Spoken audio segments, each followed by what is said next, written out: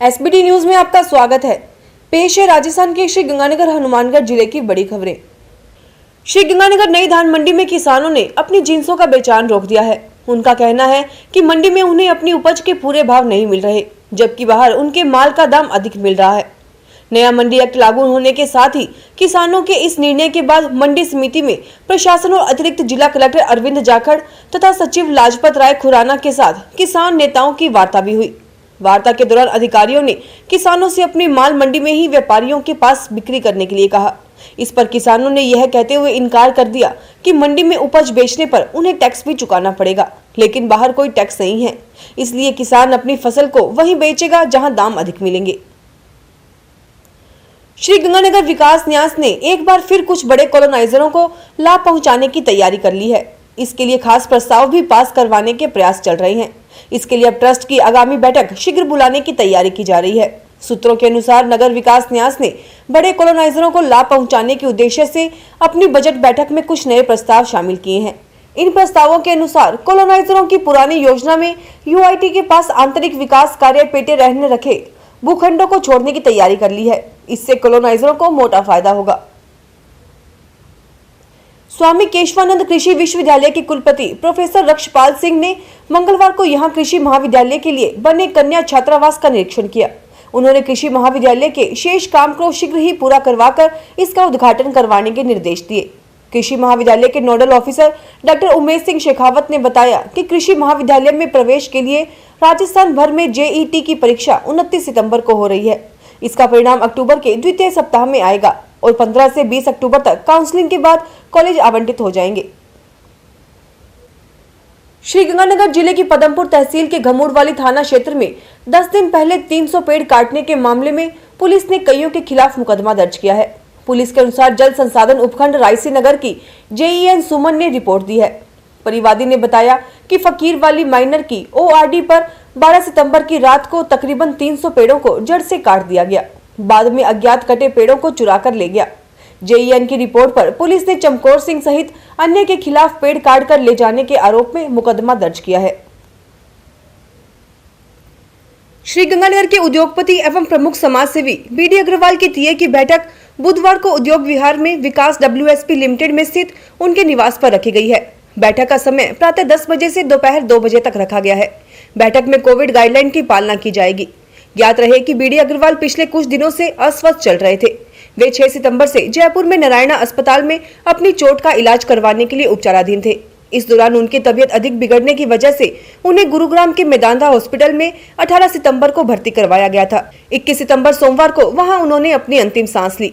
सोमवार सायं विकास डब्ल्यूएसपी लिमिटेड प्रांगण में उनका विधि अनुसार दाह संस्कार किया गया। उन्हें मुखाग्नि उनकी पुत्री कामिनी जिंदल सिंगला ने दी। श्री गंगानगर के कोतवाली पुलिस ने तकरीबन 6 माह पहले एल ब्लॉक स्थित हनुमान मंदिर से चांदी का शेषनाग चुराने के आरोपी को गिरफ्तार कर लिया है। आरोपी चूरू का रहने वाला है। सीओ सिटी इस्माइल खान और कोतवाल गजेंद्र सिंह जोधा के नेतृत्व में गठित टीम ने लक्ष्मी नारायण शर्मा को दस्तयाब किया। पूछताछ में आरोपी ने मंदिर से शेषनाग चुराने की वारदात करना स्वीकार कर लिया। श्री गंगानगर के पुरानी बादी थाना क्षेत्र में मारपीट के बाद एक युवक से सोने की चेन छीनकर ले जाने के मामले में पुलिस ने 2 दिन बाद आरोपियों के खिलाफ मुकदमा दर्ज किया है। पुलिस के अनुसार गुरमेल सिंह ने रिपोर्ट देकर बताया कि जसवीर सिंह, मोलू सिंह, सतनाम सिंह, लड्डू और विकेश ने 19 सितंबर की रात को उसे श्यामनगर पुलिया पर रोक लिया।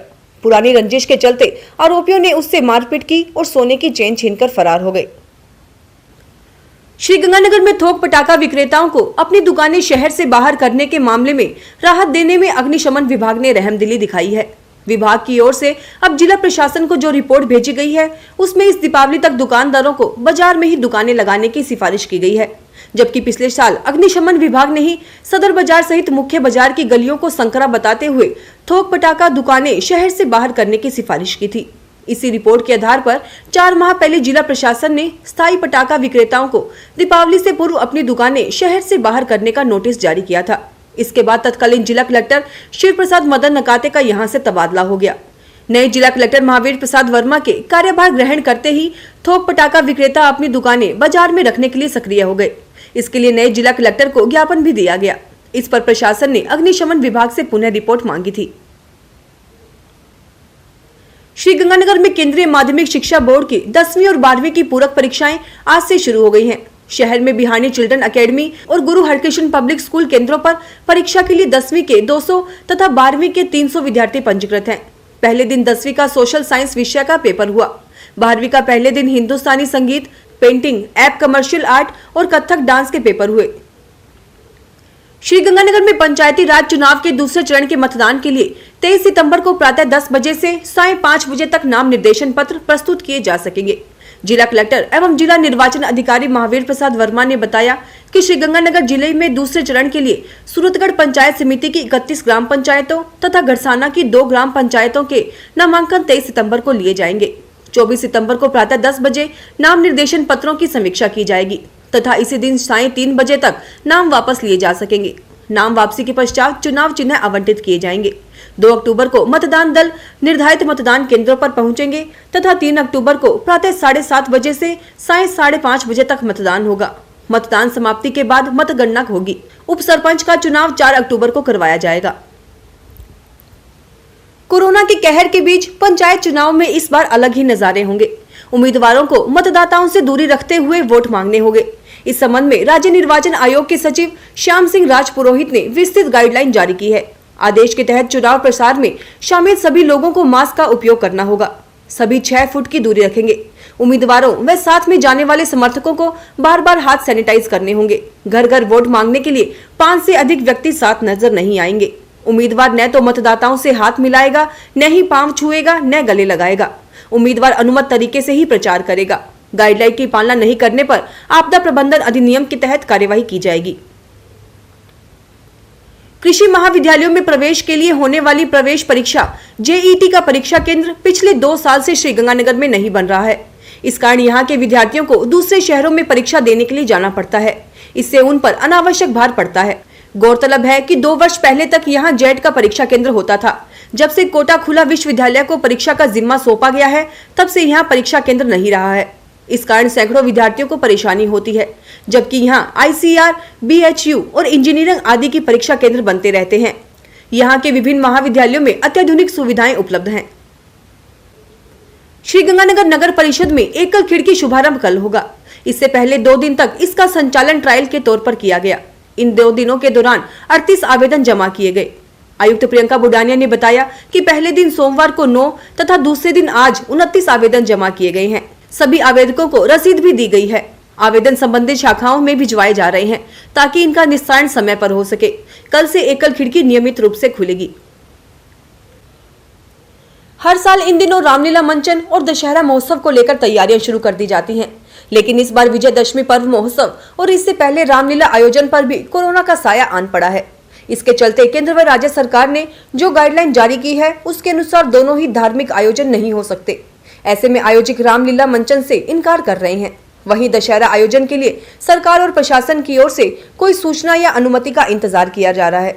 सनातन धर्म महावीर दल के अध्यक्ष श्री कृष्ण लीला ने बताया कि कोरोना काल के कारण दशहरा आयोजन तो मुश्किल ही लग रहा है। फिर भी सेक्टर 17 में विजयदशमी महोत्सव आयोजित करने के लिए जिला प्रशासन से अनुमति मिलने के बाद ही कोई तैयारी की जा सकेगी। 4 माह पहले भी किए आवेदन पर अभी तक तो प्रशासन ने कोई जवाब नहीं दिया है। श्रीगंगानगर में जीने की उम्मीद छोड़ चुके एक युवक को सेठ जीएल बिहानी सनातन धर्म शिक्षा ट्रस्ट के माध्यम से नया जीवन मिला है। कुंज विहार के यासीन खान के 3 बेटों में सबसे बड़े संजय को 4 साल पहले अल्सर की शिकायत हुई। खाना पीना बंद होने से वह मरणासन स्थिति में पहुंच गया। संजय का ऑपरेशन बीकानेर के पीवीएम अस्पताल में करवाया गया। बाद में उसकी हालत खराब हो गई।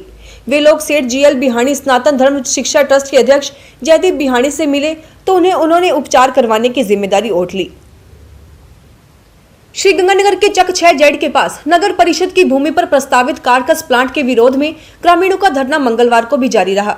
इस दौरान दूसरे दिन भी कचरे के वाहन खाली नहीं करने दिए गए। इसकी जानकारी मिलने पर कचरा संग्रहण केंद्र के पास धरना स्थल पर ग्रामीणों से वार्ता करने के लिए नगर परिषद के अधिकारी मौके पर भी गए, लेकिन वार्ता के दौरान किसी भी प्रकार की सहमति नहीं बन पाई। बाद में नगर परिषद के अधिकारियों ने बताया कि ग्रामीणों ने कचरा स्थल पर नियमित सफाई करवाने व पानी का छिड़काव करवाने की व्यवस्था पर ही कचरा वाहनों को खाली देने की शर्त रखी है। SC/ST एक्शन फेडरेशन की कार्यकारिणी विस्तार के दौरान राष्ट्रीय चेयरमैन रामेराम नागर ने वर्षा मेघवाल को महिला मोर्चा राजस्थान का प्रदेशाध्यक्ष नियुक्त किया है। राष्ट्रीय चेयरमैन रामेराम नागर ने बताया कि महिला मोर्चा राष्ट्रीय अध्यक्ष शीला हेम्ब्रम की अनुशंसा पर वर्षा मेघवाल को प्रदेशाध्यक्ष पद का दायित्व सौंपा गया है। श्रीकरणपुर में आदर्श विद्या मंदिर से संचालित लवकुश सार केंद्र के बालकों के अभिभावकों का सोलर लाइट वितरण कार्यक्रम विद्या मंदिर प्रांगण में किया गया।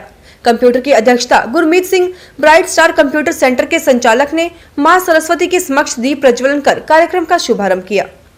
फिलहाल इस बुलेटिन में इतना ही, फिर हाजिर होंगे और बड़ी खबरों के साथ। SBT न्यूज के वीडियो देखने के लिए हमारे चैनल को सब्सक्राइब करें और नोटिफिकेशन पाने के लिए बेल आइकन पर क्लिक करें। धन्यवाद।